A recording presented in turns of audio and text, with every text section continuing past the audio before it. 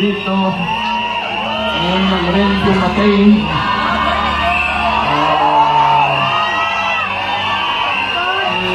Pepe. Yes! Senator Bobo. Senator Bato.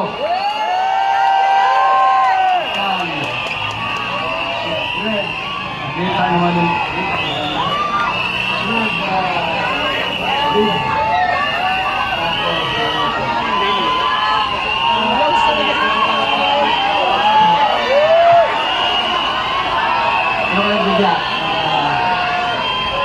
para na masayahan kayo at masayan siya.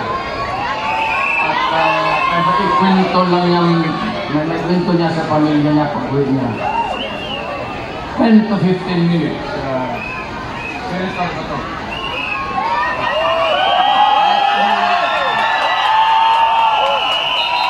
Maayong gabi sa atong tanan.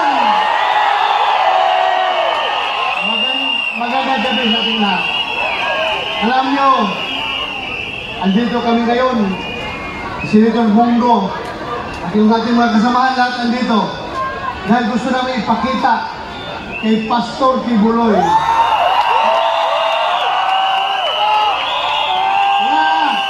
na ang pagiging kaibigan ay hindi lamang kaibigan sa magandang panahon.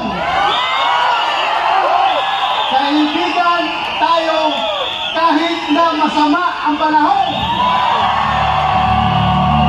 Dito kami para ipakita yung suporta namin kay Pastor Apollo Kibuloy.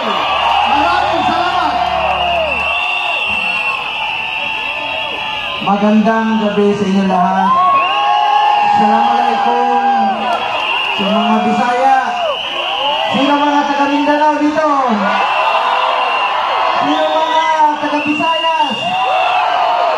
Sino mga Ilonggo? Lente, parenti ko mga Ilonggo. Bongo, Ilonggo. Unang-una, nandito po kami ni Senator Bato de la Rosa. Dahil kami po ay naniniwala. Sabi nga niya kanina, dahil po sa pagiging kaibigan niya kay Mayor Rodrigo Duterte, ay ganun na po ang ginagawa sa kanya. Narito kami ni Bato na sumusuporta sa ating mahal na Pangulong Rodrigo Duterte. Mahal niyo si Pangulong Duterte? Pag mahal niyo si Pangulong Duterte, mahal natin ang ating kapwa Pilipino.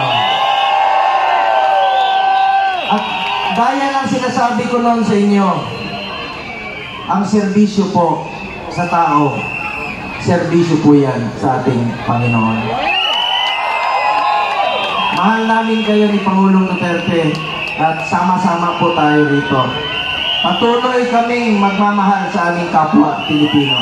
Maraming salamat sa inyong pagmamahal. Salamat po.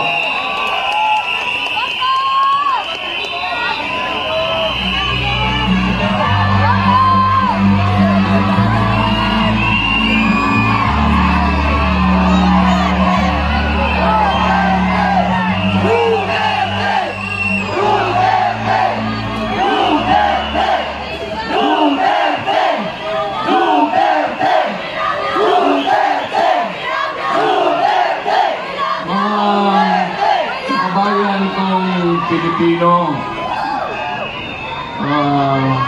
sa makaisa pa, ngayon ko lang kali kayo nakita kasi umalis ako ng Malacanang ngayon lang. So pagpatawarin po ninyo ako, maghingi ako ng tawad. It comes late, but maraming salamat sa inyo at ginawa ako ninyong presidente.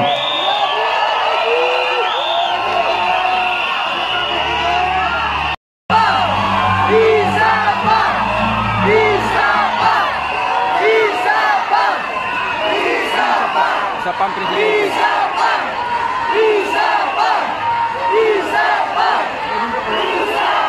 ang pinuntahan ko dito, nandoon naman ako sa Davao. Pag nalagalo nang ako lumakad, staggered, I use a cane, may babadtos ako. Because of old age. I used to be, pupunta ako dito na Davao, dito na ako nag-aral. At matatag at matigas ang katawan. Hindi ko naman akalain na abutin ako ng Panginoong Diyos. Pagkatapos, uwi, makatrabaho, at maging isang mayor doon for 23 years. Naging congressman, vice mayor ako ng anak ko. Tapos, after about almost 30 years, bumalik ako ng Maynila.